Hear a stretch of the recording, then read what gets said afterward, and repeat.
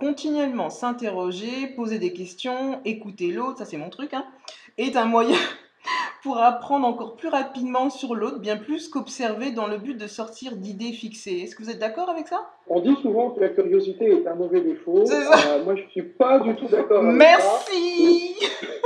La curiosité est une grande qualité Tout et une à grande fait. qualité surtout chez l'apprenant, puisque c'est ce qui va susciter l'intérêt et donc le fait d'aller chercher des informations. L'empathie est une forme d'intelligence également, puisqu'il faut écouter Alors, forcément. l'intelligence relationnelle ou l'intelligence émotionnelle, effectivement, sont des formes d'intelligence. Et plus je suis en capacité d'écouter l'autre et d'être en empathie avec lui, c'est-à-dire de comprendre ce qu'il peut ressentir Mhm, et non pas de ressentir pour l'autre, hein, c'est ça. j'insiste beaucoup là-dessus. D'ailleurs, hein, ceux qui sont continuellement dans une phase d'apprentissage, de formation constante, et vous l'avez sûrement remarqué parce que vous en avez parlé un petit peu tout à l'heure, ont cette soif qui se crée dans notre esprit, dans notre cerveau et qui en redemande encore et encore. Comment vous expliquez ce désir d'apprendre quand on en a l'habitude? Le petit humain, quand il vient au monde, est comme une espèce de sorte, enfin, le cerveau du petit humain, quand il Mm, vient au monde, est une sorte de bibliothèque dont les armoires seraient vides. mhm, Et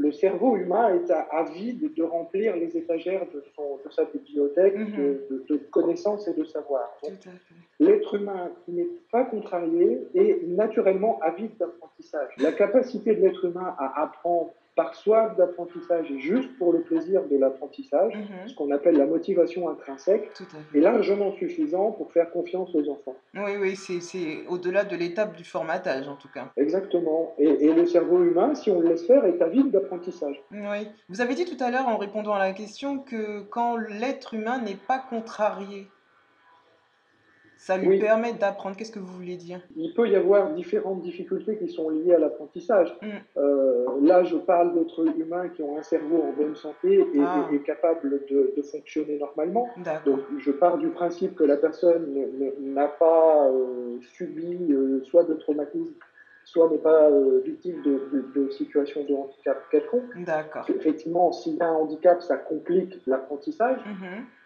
Et puis, on peut aussi vivre dans une culture, dans une famille qui contrarie l'apprentissage. Tout à fait.